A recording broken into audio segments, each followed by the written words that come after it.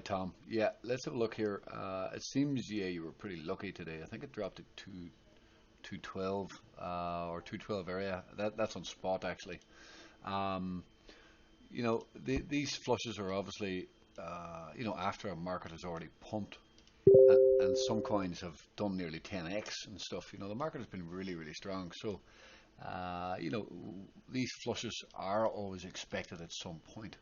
Now, I'm not sure if you looked on the BTC channel, but I was trying to short Bitcoin yesterday because Bitcoin had 1, 2, 3, 4, 5, 6, 7, 8. Is that 8 or 9? Maybe I counted that wrong. I'm not sure. But anyway, it had 8 or 9. And at the very bottom, you can see there was a stop hunt right here. And I had seen the potential of a stop hunt forming here. I tried to short above this previous wick. And it did actually, it ran about 1% ahead of me or against me, and then it did turn around and drop, and we got that flush. And obviously, we're down 5.5% right now.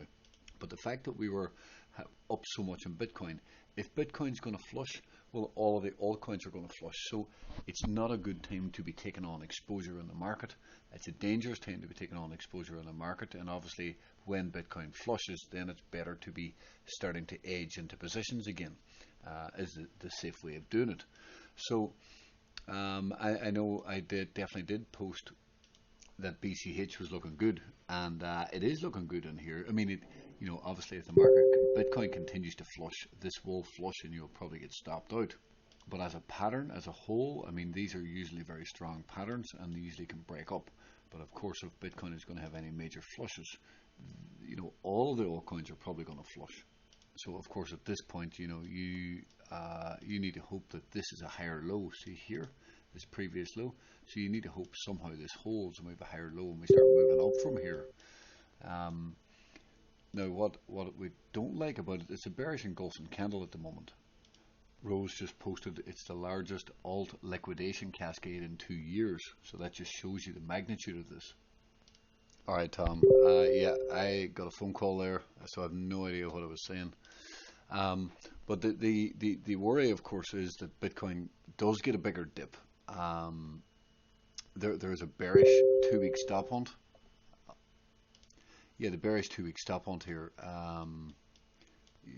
The worry is that it comes down. You can see here, you want to see it create a higher low. I think we talked about that here. But the worry is that price ends up coming down and flushes down to this level, down to the previous pivot, because there's a lot of space down here. So that's the worry now, that because Bitcoin may have topped out in the near term and it may get a bigger dip down lower, that something like that might happen and it might be forced to come down. Like if we have a red 2-week candle back down here on Bitcoin, which is always very possible, it probably would mean that the ETF is going to get rejected. And the ETF, this is the worry here. This is what I was trying to say. When I posted about this yesterday, when I was trying to short Bitcoin here, when I was shorting Bitcoin right up there in the highs, the thought process that it is not good that the ETF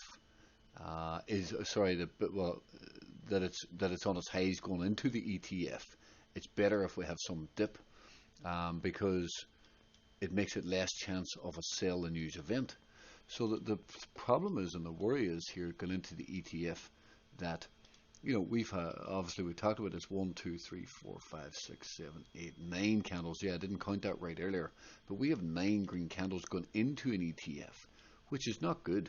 If the ETF is going to get released this week, is Bitcoin just going to continue to power and have no red candles at all?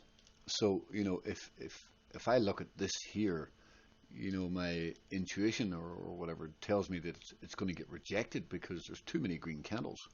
But anyway, I personally think that somehow it's going to get passed. But the chart, looking at the chart here, is kind of telling me that it's going to get rejected, because this looks like a sell the news event, because we've had too many. It's buy the rumor here. They bought the rumor here, and then price moved up into the event, and then it becomes a sell the news event. I think the only way it can be a sell the news event is the fact if it gets rejected and drops. Like it's almost like we're here, as if we're here, and you can see here there was still a full year Well, that's July here, and this is July here. So there was half a year coming into the drop, and then another half the year moving back up, and then it moved off then. So the big question is here, does this get rejected? Do we drop away from here before later going higher? Sorry, I'm on Wi-Fi there. The Wi-Fi cut out and it wouldn't let me draw. But that's what I was trying to draw. You know, this was the buy the news, sell the event type of thing. So that's the worry. And if we go back to your thing here now, obviously we hope the ETF is passed, and because everybody thinks it's going to get passed, but you know, hopefully it does get passed, and everything continues to moon on its merry way. But I'm just saying that is something you need to consider. I don't know how much is this a large position of yours or a small position, but if that is a failed event next week, this will go lower and it'll come down into here, so you will get stopped out, unfortunately. This is unlikely now to flip green on the 2-week chart. As you can see here, you know, this is not easy to flip green here. This is all saying already that this needs to be a new 2-week candle. There's a 2-week candle here, and there's 11 days left. So by the time a new 2-week candle comes around, there will be, in theory, news of the event of the ETF, which means that this was, in theory, still going to be red. So it does not put this in an ideal situation currently. I mean, these flushes in the market like this are used to flush out futures positions. Now, the other slight concern here now that today this rejected and flipped red. It dropped red, and now we are red on a 9-week. It is creating a higher low here on a 9-week. It's not to say that this can't push up, Tom. Of course, we know it can push up and flip green again. I'm just saying it is unlikely. Like you can see here, this flipped down and stop hunted the lows and then popped right back up and flipped green and moved up. So, of course, it's possible. It is also now red on the month, Tom, as well. So this is, currently it's a red bearish engulfing candle.